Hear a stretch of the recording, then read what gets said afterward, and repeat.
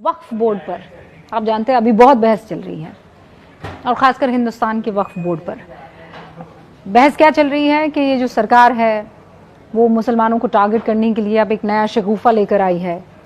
वक्फ board में बड़े बदलाव को किरण रिजिजू ने, आप जानते हैं, 8 अगस्त 2024 को लोकसभा में संशोधन विधेयक के तौर पर पेश किया था। हालांकि अभी जॉइंट पार्लियामेंट्री कमेटी के पास इस विधेयक को भेज दिया गया है ताकि इस पर थोड़ा और डिटेल में व्यापक चर्चा हो सके। लेकिन चर्चा तो अब हर गली मोहल्ले में आपको देखने को मिल रही है।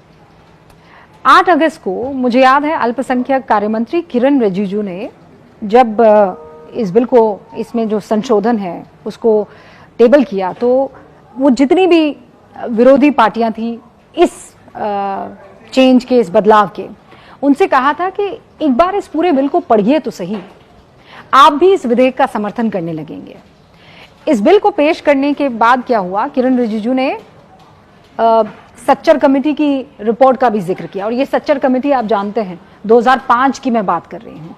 आज जब हम इस पर चर्चा कर रहे हैं 2024 हो चला है और मुसलमानों की स्थिति इस देश में आपसे छुपी नहीं है।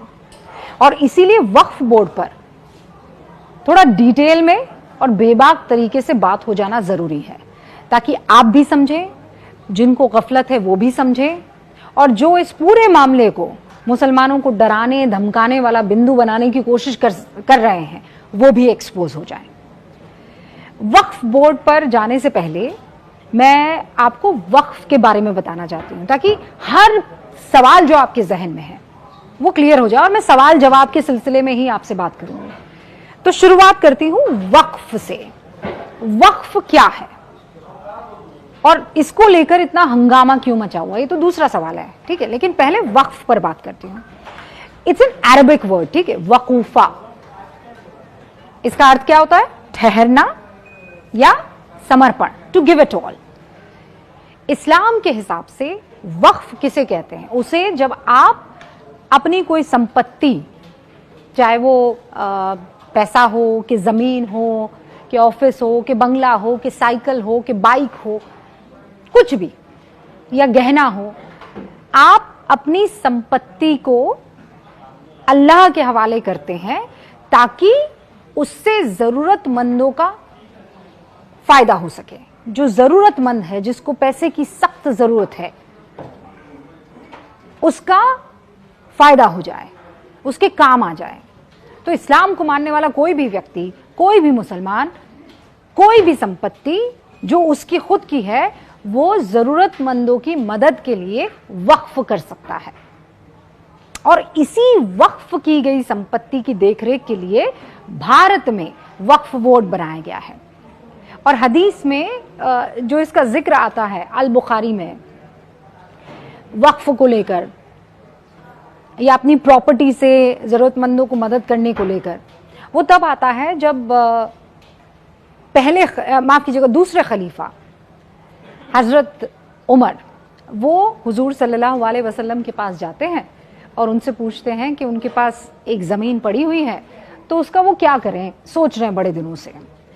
तो हुजूर सल्लल्लाहु अलैहि वसल्लम उन्हें सजेस्ट करते हैं, सलाह देते हैं कि उस ज़मीन को वो अपने ही पास रखे, लेकिन उस ज़मीन से जो मुनाफा हो रहा है, जो इनकम हो रही है, उस इनकम को लोगों की तरक्की में, लोगों की मदद में खर्च करें। उस ज़मीन को हज़रत उमर बेचते नहीं हैं, उससे जो कमाई होती है उसका इस्तेमाल वो गरीबों को मदद पहुंचाने के लिए करते हैं। और अल बुखारी में बाकायदा इसे मेंशन किया गया है। 1422H नंबर क्या है उसका? 2737वां नंबर। और यहीं से वक्फ की शुरुआत हो जाती है। अच्छा, जो पहला धार्मिक वक्फ अगर माना जाता है तो वो मदीना की मस्जिद नबवी है। इसका निर्माण जो था वो पैगंबर मोहम्मद सल्लल्लाहु अलैहि वसल्लम के सामने ही हुआ था। यानी आप ये समझ लीजिए कि वक्फ एक धार्मिक पहलू भी है और जो इस्लाम के साथ ही शुरू भी हो गया था। अब सवाल ये उठता है कि भारत में वक्फ बोर्ड की स्थिति इस वक्त क्या है। तो कुछ पेपर्स मेरे पास मौजूद हैं और मैं तो इन पेपर्स को पढ़ के हैरान हो गई। इतनी ताकत है वक्फ बोर्ड के पास इतनी ज़मीनें हैं, इतनी प्रॉपर्टी है कि आप सोच भी नहीं सकते हैं। अच्छा, वक्फ अगर धार्मिक पहलू है इस्लाम का, तो फिर जितने भी इस्लामिक कंट्रीज़ हैं वहाँ भी वक्फ को लेकर बहुत सारे ज़मीनें होंगी, बहुत सारे वक्फ को लेकर बोर्ड्स होंगे। तो इस सवाल का जवाब मैंने ढूंढने की कोशिश की, हिंदुस्तान के वक्फ बोर्ड के पास आऊँ मैं उससे पहले, कि क्या बाकी इस्लामिक कंट्रीज़ में वक्फ की प्रॉपर्टीज़ हैं। ना, जवाब है ना। कैसे? बहुत सारी ऐसी इस्लामिक कंट्रीज़ है, जैसे तुर्की हो गया, लीबिया है, इजिप्ट है, सूडान है, लेबनान है, सीरिया है, जॉर्डन है, टुनीशिया है, इराक है, इनके पास वक्फ नहीं है। लेकिन हिंदुस्तान में वक्फ बोर्ड ताकत के लिहाज से, पैसों के लिहाज से इनसे कहीं कहीं ऊपर है। सऊदी अरब और ओमान में भी नहीं है इतनी ताकत तो वक्फ बोर्ड की। और फिर आप आ जाइए 1995 और 2013, उसके संशोधन से तो और ताकत दोगुनी हो गई। और संपत्तियों की अगर बात करूं, हिंदुस्तान में कुल कितने राज्य और केंद्र सारे वक्फ बोर्ड मिला दूं मैं तो 30 होते हैं देश भर में। और इनके पास जो ज़मीनें हैं और जो प्रॉपर्टी है वो सेना और रेलवे के बाद सबसे ज़्यादा है। और अगर मैं आपको आंकड़ों में बताऊं तो इस वक्त 8,70,000 प्रॉपर्टीज, नंबर ऑफ प्रॉपर्टीज वक्फ के पास है। और केवल जमीन अगर मैं बताऊं, केवल जमीन, तो वो है 9,40,000 एकड़ की। इतनी इनके पास जमीनें हैं। और सच्चर कमेटी की रिपोर्ट जो है, आपको पता है वो क्या कहती है? सच्चर कमेटी की रिपोर्ट कहती है कि इन जमीनों का इस्तेमाल ठीक से नहीं हुआ है। सच्चर कमेटी की रिपोर्ट ये कहती है, और ये कब कहती है? 2006 में। अब तो वैल्यूएशन आप भूल जाइए वो कितना बढ़ गया होगा। 2006 में जो रिपोर्ट सबमिट हुई उसमें ये कहा गया कि अगर इन प्रॉपर्टीज का इस्तेमाल तरीके से किया गया होता तो रेवेन्यू ऑफ 10% एटलीस्ट, मतलब they could have generated at least a minimum revenue of 10%। Minimum revenue 10% का कितना है? अंदाजा लगा सकते हैं कितना होगा? बताइए। 1200 करोड़ रुपए। मतलब समझ रहे हैं आप? 1200 करोड़ रुपए की आमदनी हो सकती थी अगर इन प्रॉपर्टीज का इस्तेमाल तरीके से किया गया होता, इसका मैनेजमेंट सही तरीके से किया गया होता। इस्लाम को जितने भी मानने वाले लोग हैं वो ये जानते हैं कि वक्फ से उनकी मदद होगी जो मदद नहीं पा रहे हैं, या जो कमा नहीं रहे हैं, या जो बेवा है, जो यतीम है। अब वक्फ बोर्ड के पास इतना पैसा है, इतना इनकम जनरेट अगर हो सकता था, तो फिर जो 20% हिंदुस्तान का मुसलमान है वो तो बाकी सबसे रईस होता। और कम से कम भारत का कोई मुसलमान भूखा तो नहीं सोता, बेवाओं की पेंशन आराम से हो जाती, गरीबों का इलाज मुफ्त हो जाता। और वक्फ का अगर असल मकसद पूरा हुआ होता तो आपको लगता है कि सरकार की स्कीम्स का सबसे ज्यादा अगर किसी को फायदा मिल रहा होता तो वो मुसलमान होता, वो स्कीम लेता क्या? लेकिन क्या ये सब हुआ है? मैं आपसे सवाल पूछ रही हूं, जवाब दे दीजिए आप, या वक्फ बोर्ड का कोई मेंबर आकर मुझे बता दें। आपने कभी सुना है कि वक्फ बोर्ड ने कोई बड़ा विश्वविद्यालय बनाया हो, कोई बड़ा हॉस्पिटल बनाया हो? मैंने तो आज तक नहीं सुना, और मैं गलत हूं तो आप मुझे साबित कर दीजिए।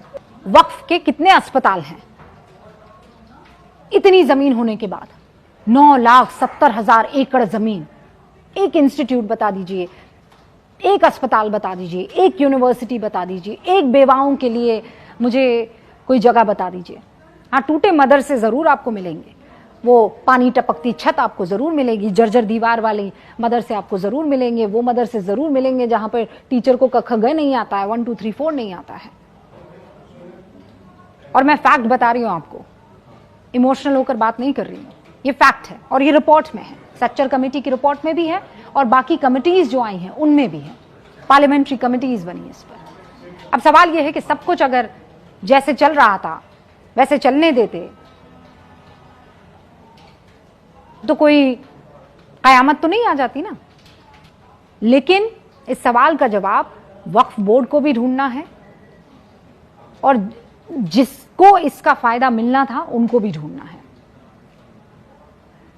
वक्फ बोर्ड में बदलाव के लिए अधिनियम लाने की जरूरत इसलिए पड़ी क्योंकि वक्फ बोर्ड एक्ट 1995 के सेक्शन 40 के मुताबिक अगर वक्फ बोर्ड चाहे कि कोई संपत्ति उसकी है या अगर उसे लगता है कि किसी संपत्ति पर वक्फ बोर्ड का हक है तो उसका फैसला कोई और नहीं, वक्फ बोर्ड ही करेगा और वक्फ बोर्ड द्वारा बनाया गया ट्रिब्यूनल ही करेगा।